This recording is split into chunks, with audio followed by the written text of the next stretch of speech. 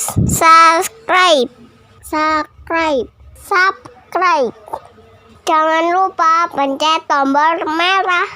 Sekarang ya.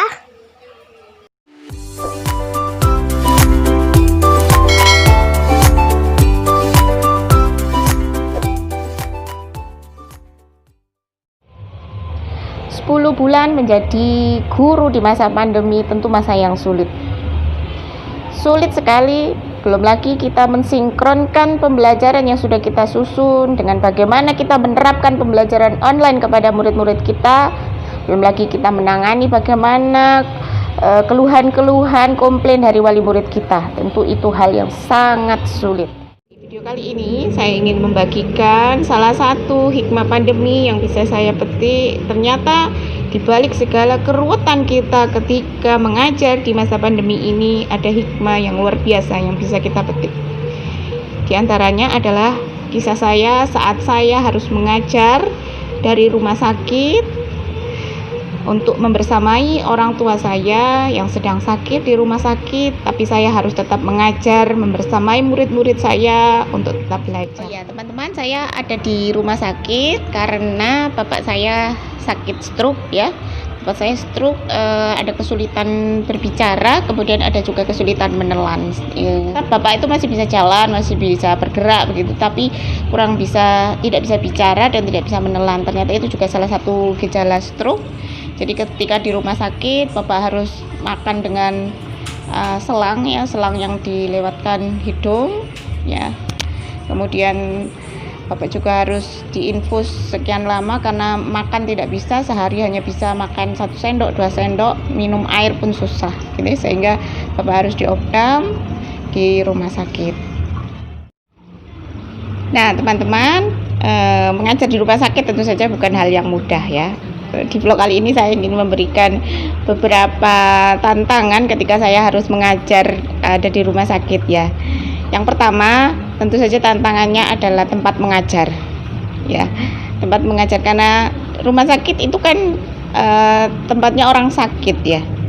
Kalau saya harus mencari tempat mengajar yang sepi, yang di sana tidak banyak orang lalu lalang, itu tentu saja susah ya. Alhamdulillahnya orang tua saya dirawat di ruang VIP ya, yang di dalamnya bednya untuk satu orang ya. Tapi tentu saja bukan hal yang mudah juga gitu ya. Di hari-hari pertama ketika saya mulai mengajar di rumah sakit ya, hari pertama itu saya mulai mengajar di balkonnya rumah sakit ya.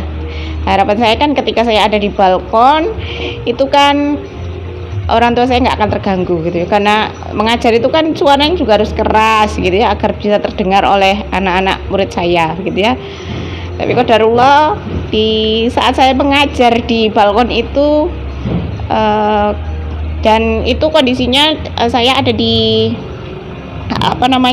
lantai 4 ya, lantai 4, dan paginya mungkin masih belum panas ya. Di jam pagi sekitar jam 7 mungkin terlihat masih teduh gitu ya. Begitu jam 8, jam 9, jam 10, Masya Allah panasnya luar biasa gitu ya. Ini foto ketika saya mengajar di kondisi panas-panasan gitu ya. Berikut fotonya.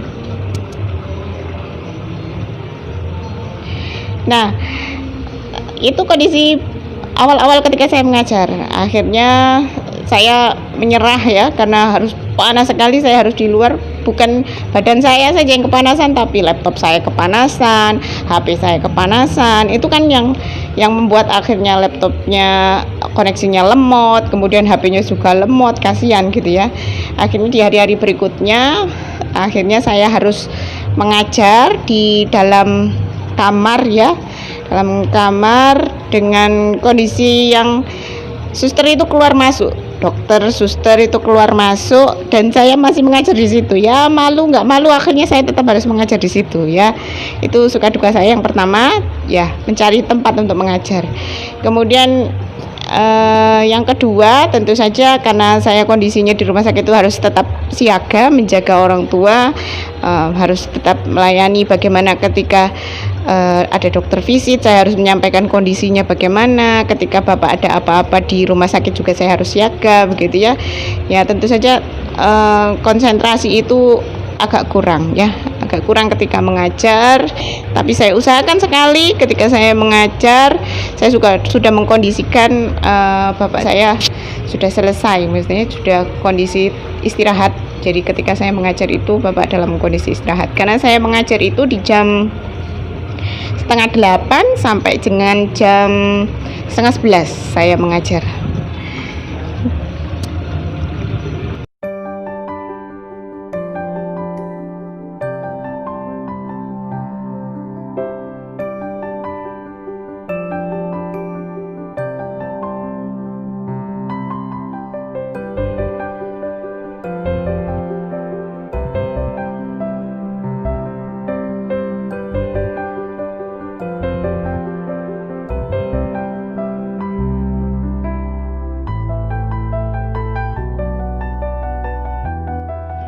Ya, tadi kesulitan saya sudah ada 2 ya tadi. Kemudian yang ketiga, tentu saja karena saya ini guru TK ya teman-teman. Guru TK itu kan pembelajarannya itu pembelajaran yang interaktif, atraktif gitu ya.